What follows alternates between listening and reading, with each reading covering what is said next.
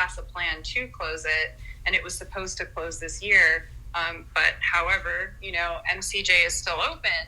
And when asked about it, some of the supervisors, I forget their exact language, but they basically said that it was more of an idea than a realistic goal, even though this is something that the voters asked for. This is something that the Board of Supervisors approved. They are not following their own, policy. Right. And I saw something that said from the one of the deputy gangs that's in a jail was in the which one did you say that jail was again? NCJ? What did you say it was? Yes, Men's Central Jail, or MCJ. Okay. And then that's where like the 2,000 and 3,000 boys are. Yes. Okay. And then so they have on record, like on the clock, sexual assaults as well? Yes, they do. Deputies assaulting incarcerated folks, yes. Wow. And they don't lose their jobs.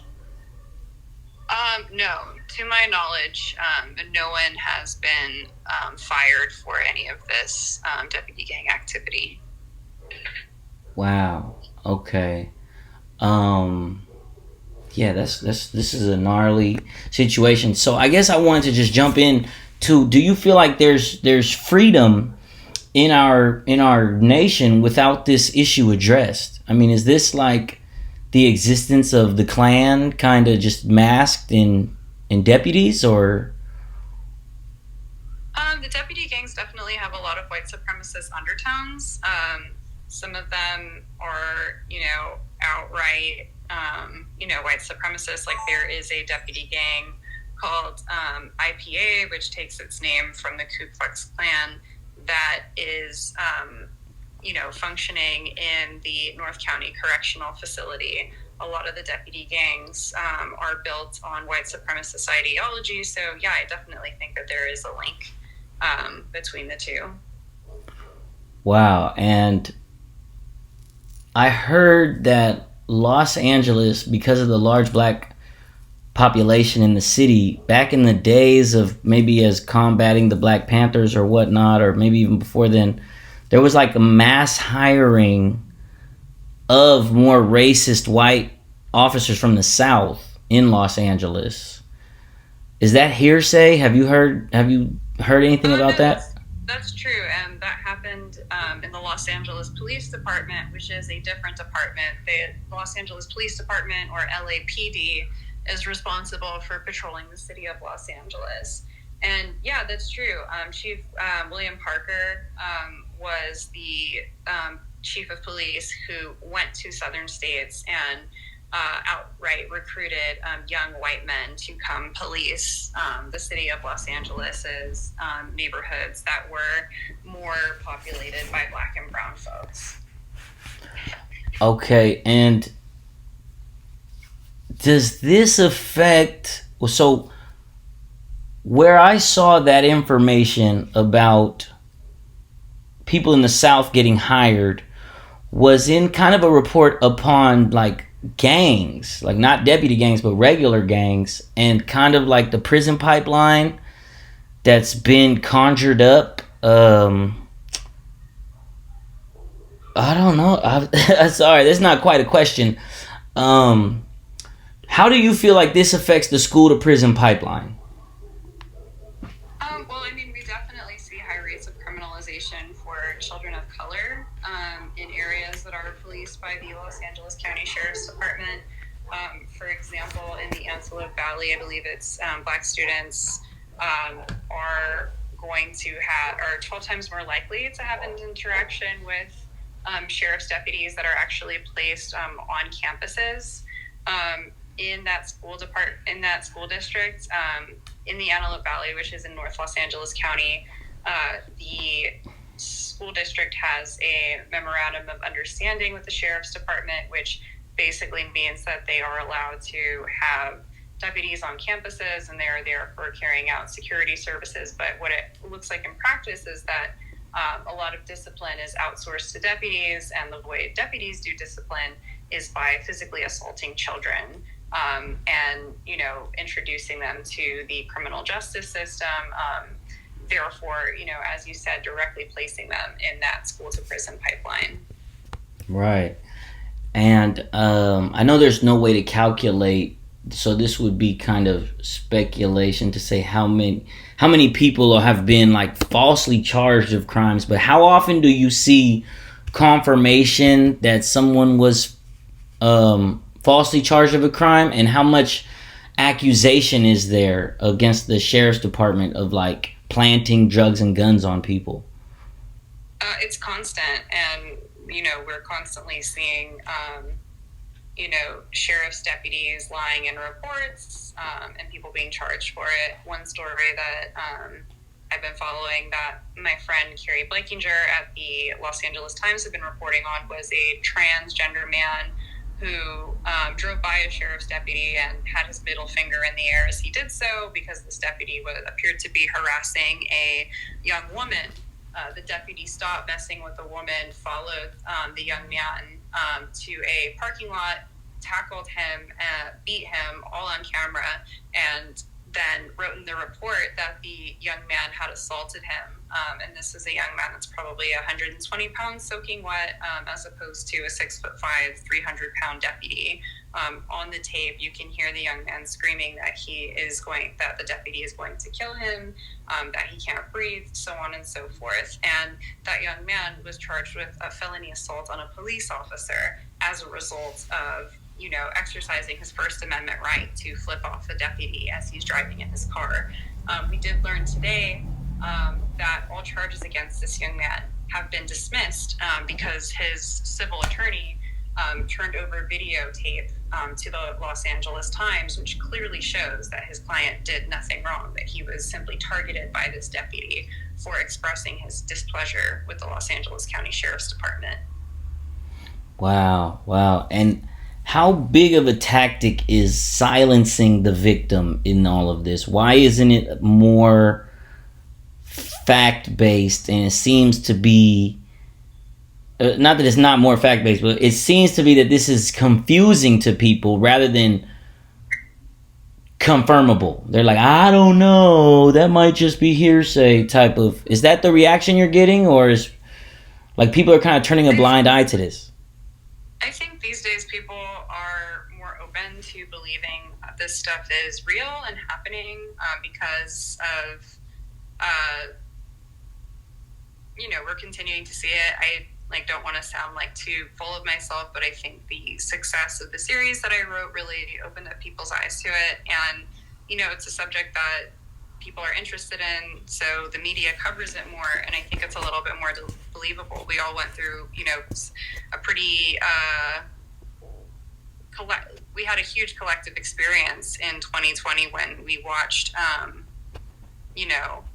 the murder of George Floyd occur, and lived through that as people and part of the protests that went on and everything. So I think people's perspectives have shifted a little bit to allow for this to exist in some sort of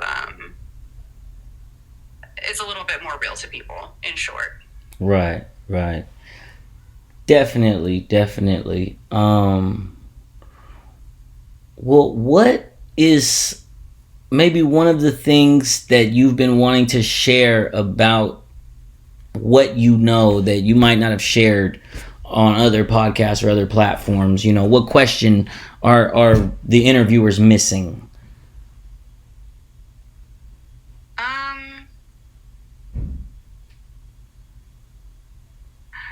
I would say that, even if you don't live in Los Angeles, this is something that probably affects you. The Los Angeles County Sheriff's Department, is responsible for training hundreds of officers from departments outside of theirs every year.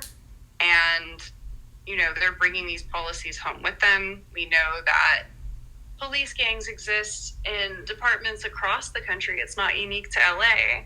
And, it's something that we all need to be paying attention to, and it's something that we all, I feel, should be working to change and demanding change on. Yeah. I had become privy to a Oakland whatever police gang or whatever called the Night Riders, I think they were called. And somebody wrote a book on them, but they haven't really gone as far as you went in just dropping all this information. I don't think anybody's gone as far as you've gone in exposing corruption in a police from the police at all. I mean, has there been any pioneers that you've been able to look up to, like maybe like in the, what was it, 59th precinct in New York, or has there been articles, like stuff you've been able to draw from, or did you have to kind of pioneer this whole endeavor?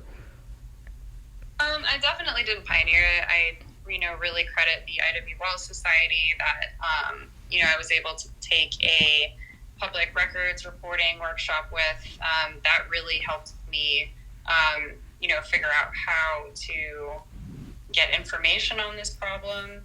I, am really inspired by the work of lots of other journalists, oh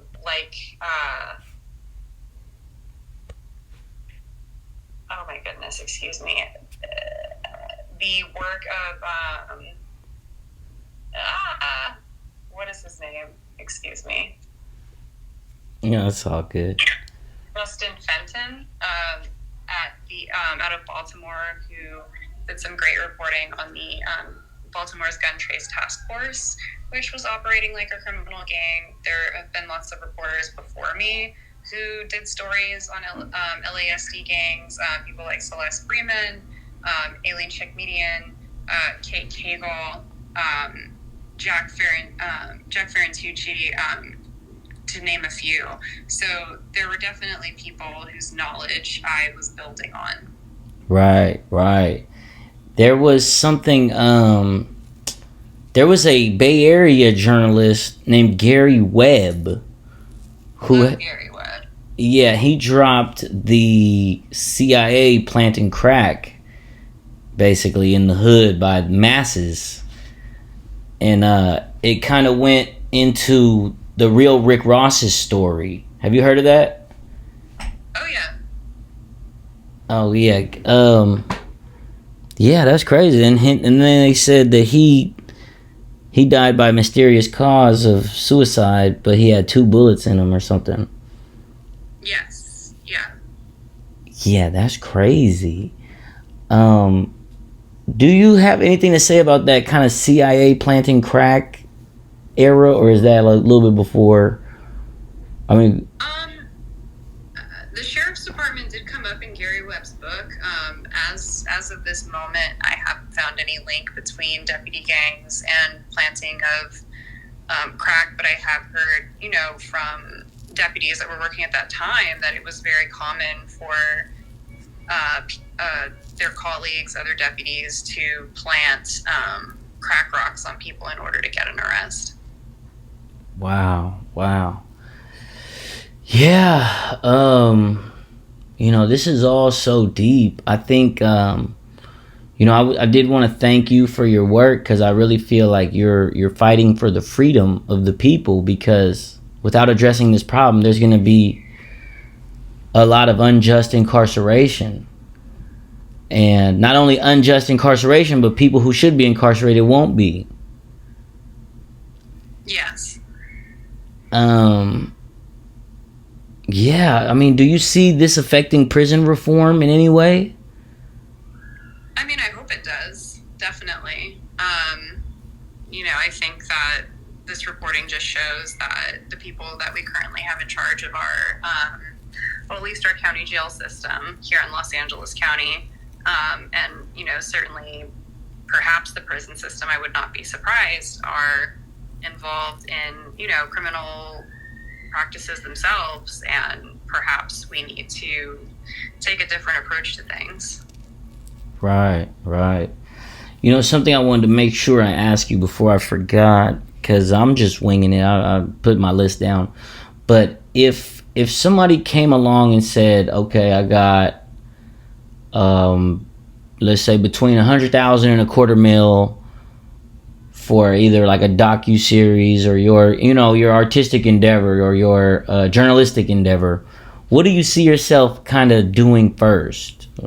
Trying to get like on Netflix, HBO, like doing like a documentary, docu-series, or building your own journalist platform, or what would you basically spend like a large sum of grant money on, like if it just came your way? Oof. I don't know. Probably continuing to work on writing a book about this, and probably making a documentary. Yeah. Yeah, that's what's up. Do you have like some particular avenues that the documentary would take? Like, I know you're closer to maybe some of the victims than others. Like, do you have some victims stories that you might prioritize that didn't really make the news? Yeah, I mean, I always try to highlight, as many people as I can, especially people who haven't really had the chance to speak about it, which is, oftentimes what's happening more often is, they haven't had a chance to speak to the public. A lot of these deaths aren't really covered in at all. So most of the families have never had a chance to say their piece. Right. Yeah, so you would need like a docu-series. Yes, definitely. Yeah, with like 10 seasons. Yeah. Man, this is crazy. I just, as I discover your stuff, I'm reminded of, have you seen the movie Mississippi Burning? I have not. Oh, yeah. It's a movie about the Klan in the police department of Mississippi. And civil rights workers come to Mississippi to investigate, and they come up missing and dead. Their bodies get found. And so it was just like, not to take it to, such a grim place, but I just like, we think that we're in a progressive state. This is California. What do you have to say to the liberal who ignores this, or the person that's like, what are you talking about? We're way progressed beyond any need for civil rights action. And then here comes your work. Where do you feel like we are in the times? Do you really feel like 2023 is very far away from essentially like the 60s or the 80s? No, I mean, and if you look at data, we can see that police violence has gotten a lot worse over the years. This year has been like the most deadly for police killings. So no, I think things have gotten worse. Wow. Yeah. What do you see changing it? What's your thoughts on defund the police? Personally, I think that, reprioritizing what we are spending on as municipalities, as a state, on a federal level is of the utmost importance. In Los Angeles County, for example, we spend about $4 billion on the sheriff's department, and on the city level, we spend more than 50% of our budget on policing. However, the spending on solutions to the problems that lead people to commit crimes are minimal, less than 5% of total allocation. So when you have, warped priorities like that, I think, of course, you are going to get horrific results, such as what we are seeing today with, police officers acting as executioners in the streets against people that have never been against people that haven't been committed or convicted, of a crime at the point at which they are interacting. Right. Oh, wow. So it's looking like these gangs have the game sewed up all the way to the top in regard to whoever's investigating them is giving them a pass. Yes. I mean, they're often investigated with the sheriff's department. They're investigated by their own department, so it's not really in their interest to you know, find anything. Right. So it doesn't get investigated on a federal level at all? The federal government has been investigating deputy gangs since 2019. According to them, however, we haven't, you know, seen anything as a result of that. Right, right. And this might be a random question, but I'm kind of wrapping up here. But have any artists reached out to you and kind of like support of what you do, like hip hop artists or kind of like artistic outlets and platforms? Yeah, definitely. I collaborated with the LA rapper Yellow Hill on a song. Well, I didn't collaborate; he wrote it. But I asked him to write a song for my podcast that I did, and he did it. We shot a music video that highlights the deputy gangs. I've been on the Breakfast Club to talk about, you know, my work and this issue. I've been able to tap in with folks like Ghostface Killah, MC Light, to talk about my work. And yeah, I've had some great support from the hip hop community. That's what's up. That's what's up. If Kendrick Lamar reaches out, what do you got? What's your idea? Oh, I have no idea. Whatever he's up for, I'm game for. That's what's up. Yeah, I think Kendrick Lamar should write a verse for you too. I saw that the Yellow Hill song though. That was dope. Oh, thank you. Yeah.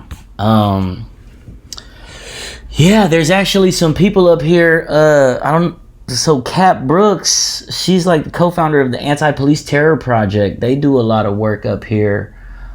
And I told them I was interviewing you, and they were really excited. So I think we may want to do like a in-person kind of interview where we rent out like a podcast space or something and kind of shed light on this even more, because yeah, I think you got your priorities in order, you know, with this one for real. 'Cause there's not much more important than this going on in our country. This is like domestic terror. Yeah, I would agree. Yeah, because what makes these people happy? What makes them nonviolent? Are they getting money? Are they, you know, because gangs are like money collecting organizations. Are they collecting some type of tax somewhere along their behavior? I've heard of them taxing like other deputies, like you know, giving new deputies to the station a bag and saying there needs to be, you know, X amount of dollars in here by the end of the day, or if not, you know, put your head kind of thing. Wow. Yeah. And then there's no telling how much money they take on the streets. Right. Wow. Well, what is your advice to a person who catches themselves getting pulled over by one of these deputy gang people? Turn on your camera, film everything. Yeah, I mean, that's really all you can do, unfortunately. Yeah, because they operate pretty much unchecked. So record everything and keep that recording safe. Right. Wow. Well, thank you for your time for sure. Is there anything you wanted to tell the people that you're trying to get off your chest? I would encourage everyone to read up about deputy gangs. You can find my series at lasdgangs.com, as well as my podcast about deputy gangs and some new reporting from me that takes a look at the impacts of deputy shootings on individuals as well as communities. And that includes a database of every shooting that the LA County Sheriff's Department has done from today going all the way back to 1984. And has to my knowledge, the first ever study that looks at how those shootings impact people's physical and mental health. Right. And that's Say the website again. LASDgangs.com. Right. Before we get out of here, I did want to ask you about kind of the backlash that you've gotten. Can you speak about the backlash? Yeah, so I mean, I've received a lot. I've had death threats, rape threats. I've had deputies sit outside my home. They tried to arrest me at a press conference. The sheriff of LA County had a radio show where he was basically just disparaging me and my reporting. I recently obtained a 1,500-page dossier that the sheriff's department put together on me and people that they feel are associated with me, and internal crime reports because I was writing about this stuff. So, yeah, I mean, there are definitely consequences to reporting on this. Right. You said you got death threats and rape threats? Yes. These are from anonymous? These are from people that are, claiming to be part of the department or friends of the department. Wow. But nobody can get in trouble for these threats? At this point, no. Wow. Yeah, this is a epidemic. Do you have any worries? Are you I know I've heard some stuff that said you had to go in hiding for a couple weeks. Yes, I did when I first published the series, yeah. So you felt like they were coming? I was told by a member of the department that it would be in my best interest to do that. Wow. And has the coast cleared, or are you getting more bold, or, I mean, what changed? It seems like things have calmed down since the community has really embraced this story and it's got more attention. I think it's a lot easier to do that to, a journalist that maybe a lot of people don't know and aren't familiar with. But when it's like, a face that people recognize and a story that people know, it's a little bit more difficult to do that kind of thing because people are paying attention. Right. Well, yeah, I definitely plan on putting this out podcast style with some, helping get this message out, because